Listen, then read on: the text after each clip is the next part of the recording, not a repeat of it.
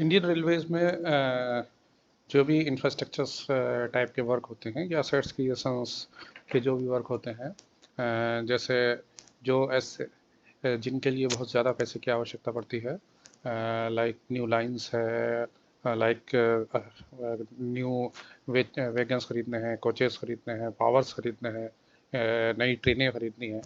तो उसके लिए नॉर्मली मोस्टली रेलवेज जो है इंडियन रेलवे फाइनेंस कॉरपोरेशन से जो है मदद लेती है, या उसके लिए अभी एक फंड है सॉवरेन ग्रीन फंड, उसको भी इस्तेमाल किया जा रहा है एनवायरनमेंट फ्रेंडली कोचेस के लिए, एनवायरनमेंट फ्रेंडली जो है क्या कहते हैं पावर्स वगैरह के लिए। हम इसमें आज ये समझने का प्रयास करेंगे कि इंडियन रेलवे फाइनेंस कॉरपोरेशन और जो newly introduce sovereign green fund है वो किस तरीके से वर्क करते हैं और उनका रोल क्या है रेलवे के मॉडर्नाइजेशन में और सस्टेनेबल ग्रोथ में, उसका क्या रोल है। मैं राशिद अरशद कादरी, जलासर सॉल्यूशन से track of learning, Jalasar solution a track of learning. Indian railway finance corporation की अगर हम बात करें तो ये 1986 में एस्टाब्लिश हुआ था। ये एक पीयूसी है जो मिनिस्ट्री ऑफ रेलवेज के अंडर में ही काम करती है ओवरऑल, और ये जो है क्या कहते हैं इंटरनली रेलवेज को हेल्प करती है। फाइनेंशियल आर्म है इंडियन रेलवेज के लिए, इसीलिए हम कहते हैं इसको। इस ये बॉम्बे स्टॉक एक्सचेंज और नेशनल स्टॉक एक्सचेंज में भी जो है क्या कहते हैं 2021 से लिस्टेड है, और इक्विटीज़ के थ्रू आप इसमें इन्वेस्ट भी कर सकते हैं। Apart from it, Indian railway finance corporation जो है वो इंडिया की जो रेलवे इंफ्रास्ट्रक्चर रोलिंग स्टॉक की जो ज़रूरत है उसके लिए जो फंड्स हैं उनको रेज करने में, रिक्वायर्ड फंड्स को रेज करने में मदद करती है।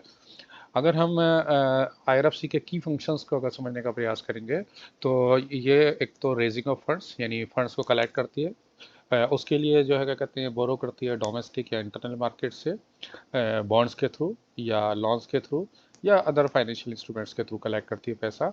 Then it purchases the railway assets like locomotive, coaches, wagons, and then leases them to Indian railway, यानी ये रोलिंग स्टॉक को लीज करती है इंडियन रेलवे को। फंडिंग रेलवे एक्सपेंशन के लिए फंडिंग करती है, फाइनेंशियल जैसे इलेक्ट्रिफिकेशन है, ट्रैक मॉडर्नाइजेशन है, स्टेशन रीडेवलपमेंट है, और हाई स्पीड रेल प्रोजेक्ट्स के लिए भी ये फंडिंग करती है। ये गवर्नमेंट इनिशिएटिव्स को सपोर्ट करती है, जैसे फंड्स मेक इन इंडिया, आत्मनिर्भर भारत और ग्रीन एनर्जी प्रोजेक्ट्स को लेकर भी। जो सोर्स ऑफ फंडिंग जैसे मैंने बताया कि long term tax free bonds हो सकते हैं, डिबेंचर्स यानी लॉन्स, इसके अलावा बैंक्स और फाइनेंशियल इंस्टीट्यूट से लॉन्स हो सकते हैं, एक्सटर्नल कमर्शियल बोरोइंग हो सकती है फॉरेन से, इक्विटी यानी कैपिटल मार्केट से भी जो है क्या कहते हैं अपना शेयर बेच के भी पैसा लिया जा सकता है। आईआरएफसी का जो रेवेन्यू मॉडल होता है वो इस तरीके से काम करता है कि ये असेट्स खरीदता है, देन असेट को खरीदने के बाद इंडिया को जो है क्या कहते हैं एनुअल लीज रेंटल पर देता है। रेलवे जो है क्या कहते हैं 6 मंथली जो है क्या कहते हैं लीज इसको चुकाती है, दो पार्ट में। एक तो जो है क्या कहते हैं इंटरेस्ट पोर्शन होता है और सेकंड इज प्रिंसिपल पोर्शन होता है। प्रिंसिपल पोर्शन जो है कहते हैं नॉर्मली जिसको हम कहते हैं डिमांड नंबर 16 यानी असेट्स क्रिएशन, उस डिमांड से लिया जाता है, और इंटरेस्ट पोर्शन जो होता है वो रेवेन्यू से पे किया जाता है। स्प्रेड बेस्ड मॉडल है earns margins between borrowing cost and lease payment, यानी जो बोरो करता है यानी बॉन्ड्स वगैरह के थ्रू या लॉन्स के थ्रू जो बोरो करता है उस पर चुकाए जाने वाले इंटरेस्ट से अधिक हमसे लीज चार्जेस वगैरह वसूल करके ये इसलिए स्प्रेड बेस्ड मॉडल कहलाता है, उससे अपनी कॉस्ट को या अर्न करता है मार्जिन। सिग्निफिकेंस इंडियन रेलवे के लिए आईआरएफसी की यह है कि एक जो डायरेक्ट जो है क्या कहते हैं इंडियन रेलवे पे बर्डन जो है क्या कहते हैं वो फाइनेंशियल बर्डन रिड्यूस होता है, क्योंकि असेट्स क्रिएशन की जो पोस्ट कॉस्ट होती है वो वेरी लार्ज होती है।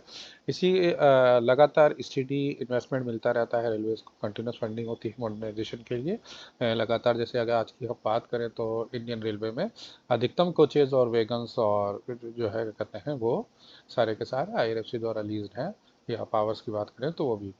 इसके अलावा जो है क्या कहते हैं competitive interest, low cost borrowing से इसकी support sustainable green railway projects को भी सपोर्ट करता है, इसलिए फाइनेंशियल स्टेबिलिटी और मॉडर्नाइजेशन इंडियन रेलवे के लिए ये एक क्रुशियल रोल भी निभाता है।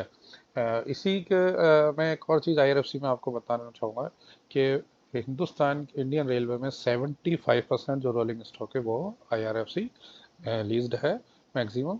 तो IRFC लीज से हमें फ़ायदा, रेलवे को फ़ायदा ये होता है कि एक तो असेट्स क्रिएशन के लिए उसको बहुत ज़्यादा बाहर से बोरोइंग नहीं करनी पड़ती है इन्वेस्टमेंट के लिए, और लगातार IRFC से लगातार फंडिंग मिलती रहती है, क्योंकि स्पेशली IRFC को रेलवेज़ को फंड करने के लिए ही बनाया गया।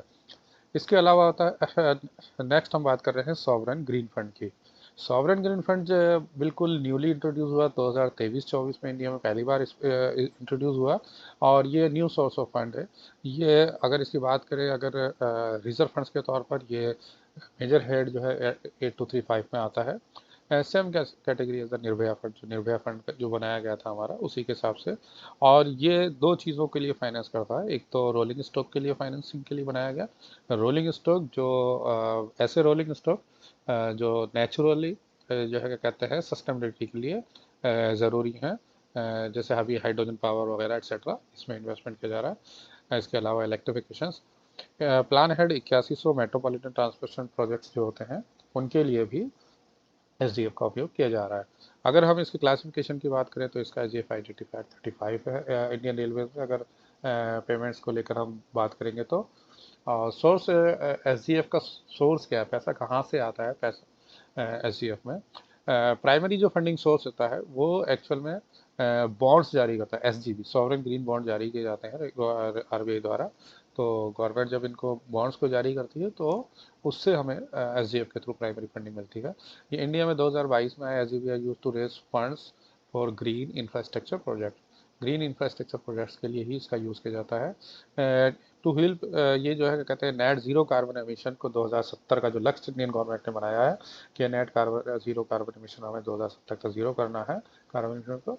तो उसके तहत जो है क्या कहते हैं लॉन्ग टर्म गोल भी है इसका, कि इसके ज़रिए से अगर हम वैसे नॉर्मल बात करें, वर्ल्ड की बात करें, तो सबसे पहले है यूरोप में ऐसी सॉवरेन ग्रीन फंड स्टार्ट हुआ 2008 में, देन 2007 में, देन फिर 2008 में जो है क्या कहते हैं यूनाइटेड नेशंस ने जो है क्या कहते हैं ग्रीन बॉन्ड जारी किए थे वर्ल्ड बैंक ने। अडेप्ट security issue to fund projects that benefit the environment और सपोर्ट क्लाइमेट रिलेटिव इनिशिएटिव, जैसे फर्स्ट टाइम 2007 में यूरोपियन इन्वेस्टमेंट बैंक ने इशू किए थे, देन वर्ल्ड बैंक ने 2008 में।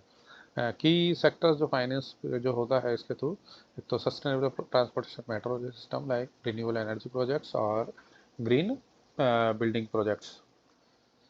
NDC GFWBC क्या है? NDC nationally determined contribution, a non-binding national plan that outlines climate change mitigation measures including greenhouse gas reduction targets, जो जिसका ऑब्जेक्ट ये है कि ग्रीन हाउस गैसेस के रिडक्शन को कम किया जाना, उस टारगेट के साथ हम green finance working committee overseas the issuance and management of sovereign green bonds. Tax incentive भी मिलता है, SGB अगर इन्वेस्ट किया जाता है तो उस पर टैक्स इंसेंटिव भी, टैक्स एग्जम्पशन वगैरह भी मिलता है। अगर की पॉइंट्स में की बात करूँ छोटे से, क्योंकि SGF एक नया फंड है, तो उन लोगों के लिए जो रेलवे डिपार्टमेंटल एग्जाम्स में बैठ रहे हैं उन लोगों के लिए थोड़ा सा मैं अगर बात करूँ तो SGF stand for sovereign green funds, SGB sovereign green bond. इसका जो है क्या कहते हैं मेजर हेड 8235, इसका जो है क्या कहते हैं इसीलिए कैपिटल एक्सपेंडिचर का जो क्लासिफिकेशन है इसका 35 है। इसलिए मेट्रोपॉलिटन प्रोजेक्ट्स के लिए या रोलिंग स्टॉक यानी 2100 प्लानेट के लिए यूज होता है। EBR जो है एक्स्ट्रा बजट रिसोर्स के तौर पर स्टैंड करता है और SGB से वहीं से पैसा आता है। तो अगर हम सॉवरेन यूनिट कैसे होता है, क्या होता है, अब तक 2022-23 से अगर हमने देखें तो 8 बार जो है क्या कहते हैं इसके बॉन्ड्स को इशू किया गया अभी तक, और अप्रॉक्सीमेटली 53,000 करोड़ रुपए जो है क्या कहते हैं इससे रेज किए गए। इसमें से जो है क्या कहते हैं इसका जो मेजर बेनिफिशियरी जो है वो इंडियन रेलवे रहा है, और लगभग 50% जो एलोकेशन है उसको 20,000 करोड़ के लगभग तक जो है क्या कहते हैं रेलवेज को मिला है, जिसके ज़रिए जो है energy efficient 3 phase electric locomotives को परचेज किया जाएगा, प्रोड्यूस किया जाएगा। 12,000 इलेक्ट्रिक लोकोमोटिव्स के लिए for manufacture energy efficient locomotives. 8,000 crore metro rail project supporting clean efficient urban mobility. इसके अलावा 4,607 करोड़ रुपए renewable energy including investment under the national green hydrogen mission. 124 crore रुपए afforestation for activity under the national mission for green India. इस type से जो है क्या कहते हैं लगभग 25 से 20 हज़ार करोड़ रुपए इंडियन रेलवेज को मिले हैं। तो ये आप हमने समझने का प्रयास किया IRFC और SGF को। मैं आई होप कि आपको ये वीडियो अच्छा लगा होगा और आपको थोड़ी सी संदर्भ में जो जानकारी चाहिए होगी वो इससे मिली होगी। मैं राशिद अरशद कादरी, ज़रा सा सॉल्यूशन स्टैक ऑफ लर्निंग से। Thank you. आप सभी को अगर वीडियो मेरा पसंद आया है तो मेरे चैनल को सब्सक्राइब करें और जो है क्या कहते हैं मेरे वीडियो को लाइक करें। Thank you so much.